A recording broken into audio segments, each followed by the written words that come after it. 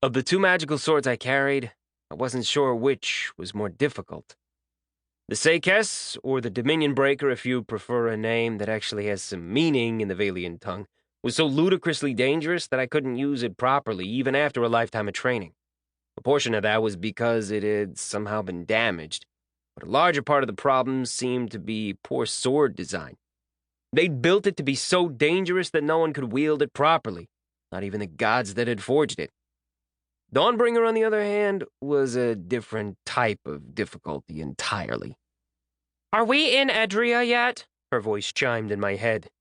She was currently sitting in the new scabbard I'd bought her, but that was still enough contact with my body for her to communicate with me telepathically.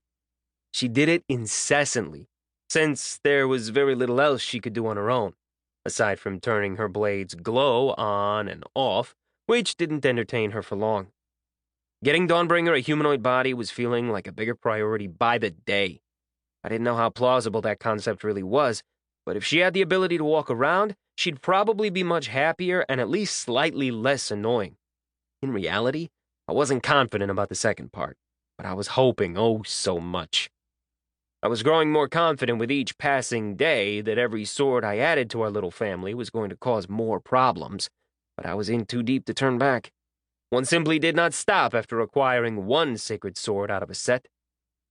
And so we were heading down to Edria, where it was obvious that at least a couple other sacred sword wielders had similar goals to my own.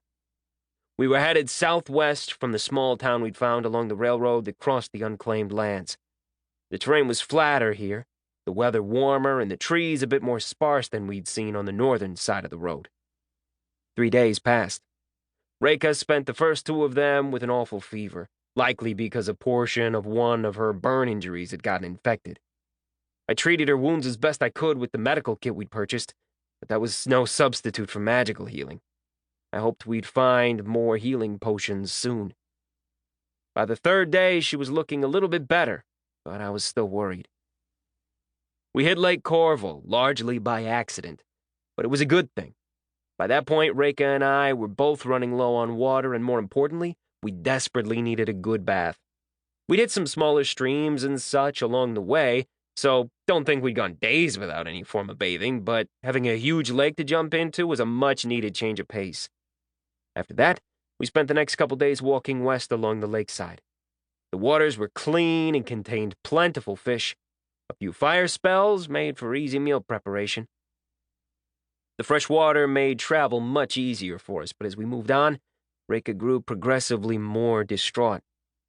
By my best estimates, we were only a couple days from the Edrian border when Reka stopped walking, and I realized we had a problem. Reka turned toward me, taking a deep breath.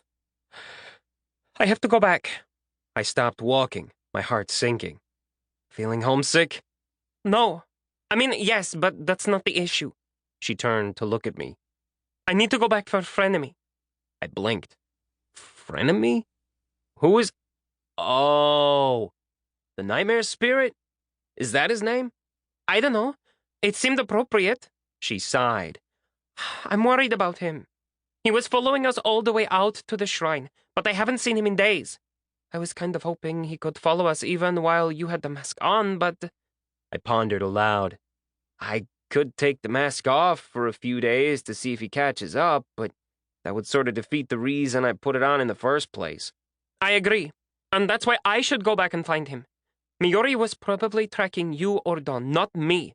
"That would make sense, given how important I am." I ignored Dawn. "Maybe, but if the Tails find you while you're alone and wounded—" "I'll be flying. While some hydras can fly with magic, most of them can't in their larger forms. I'm better at it. I can outpace them." I still didn't like it. How would you even find him? We've covered a lot of ground. He could be anywhere. "Watch." Reka raised her hand and pointed 2 fingers at her eyes.